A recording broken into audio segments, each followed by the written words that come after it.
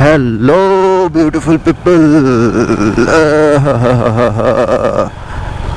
একটা সুন্দর রাস্তা দেখানোর জন্যই মূলত আপনাদেরকে এই এত সুন্দর একটা রাস্তার জন্যই মূলত ভিডিওটা অন করা। রাস্তাটা অনেক জোস, জাস্ট লাইক যে অফরোডিং চলতেছে উইথ মাই ডনকে নিয়ে অফরোডে।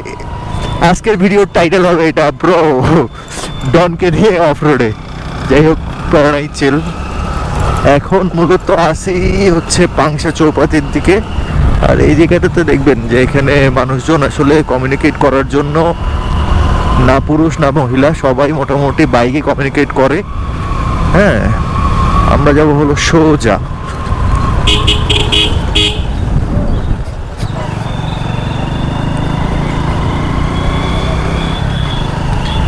রাস্তাটা একদম বাজারের উপরের, এটা রাস্তার কাজ চলমান আছে, যার কারণে মজা করে বলছি আসলে যে এটা হচ্ছে অফ রোডিং করতেছি। বাট ইটস ট্রু যে আমি অফ রোডিং করতেছি অ্যান্ড ইটস কমিউনিকেট অ্যারাউন্ড 40তেই। মাই গুডনেস,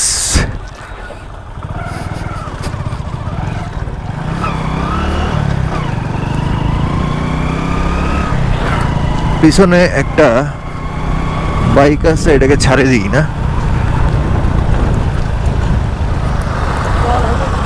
ওকে, তো এই রাস্তাটার এই পাশে একদম রাস্তার সাথে লাগানো হচ্ছে গমের ক্ষেত, আর এই পাশে হচ্ছে ধান ক্ষেত। এটা মাঝখানে হচ্ছে এটাকে কি বলে, কাশফুলের গাছগুলোর কারণে দেখা যাচ্ছে না, যত দূর দেখা যায় সবটাই হলো ধান ক্ষেত। এবং এই রাস্তাটা ভালোই অফরোড দিচ্ছে। হ্যাঁ, এটা হচ্ছে আমার ট্রেনিং চলতেছে। লাদাখে যাওয়ার আগে অফরোড করার জন্য চলে আসুন। অফরোডে প্রথম দিন এরকম টাইপেরই টাইটেল দেবো মনে হয়, ঠিক আছে? লাদাখ যাওয়ার আগে অফরোড ট্রেনিং, এটাই হবে টাইটেল। যাক, অফরোড প্যাচ শেষ, ওই সামনেই হচ্ছে ভালো রাত শুরু হয়ে গেল। এই একটা ধাক্কা খাইলাম আর এই ভালো রোড শুরু হয়ে গেল। যাই হোক, সাথে থাকেন। আর বাকি কথা হচ্ছে পরে, আবার আরেকটু আগাই, তারপরে। রাস্তাটা জোস।